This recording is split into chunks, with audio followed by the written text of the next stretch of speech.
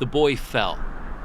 As the relentless earth rushed toward him, the man who threw him from the cliff watched as the child sprouted wings and transformed into a partridge. Athena, the goddess of wisdom, had rescued him from an unjust death.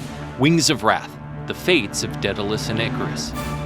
The man who watched was the boy's uncle, Daedalus, a famed Athenian inventor, architect, and sculptor, blessed with peerless talent.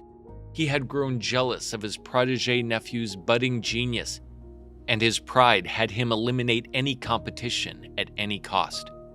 The cost here was having to flee certain punishment, and so he ran far, far away to the island of Crete.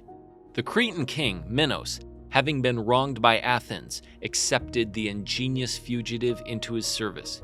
Daedalus's biggest assignment was to build Minos an inescapable labyrinth, housing the half-man, half-bull, man-eating Minotaur as a means of execution.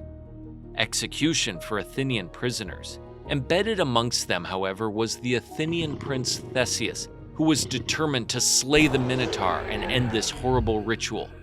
Minos' daughter, Ariadne, had fallen in love with him at first sight and begged Daedalus to help the prince survive. Daedalus, moved by her pleas, advised her on how to escape and to pass on a ball of thread with which to retrace one's path. The scheme thus succeeded, with Ariadne ultimately eloping with Theseus. Minos, furious over this betrayal, imprisoned Daedalus and his son Icarus atop the ramparts of the labyrinth to die.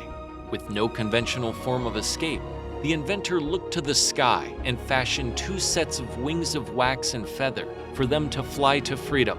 So with the wind at their backs, father and son stood overlooking the sea. Daedalus imparted one last warning. Don't fly too high, don't fly too low. The sun's heat would melt the wax and the sea's mist would soak the wings. The child gave an anxious nod, and then they took the leap. They rode the wind for miles and miles, leaving Crete far behind.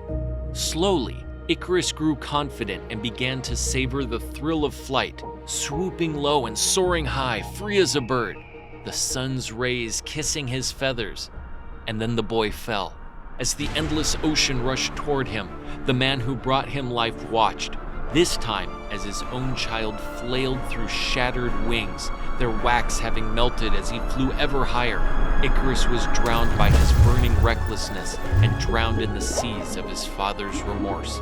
Upon finally landing in Sicily, Daedalus built a temple to the god of the sun, Apollo, hung up his wings in piety, and never flew again.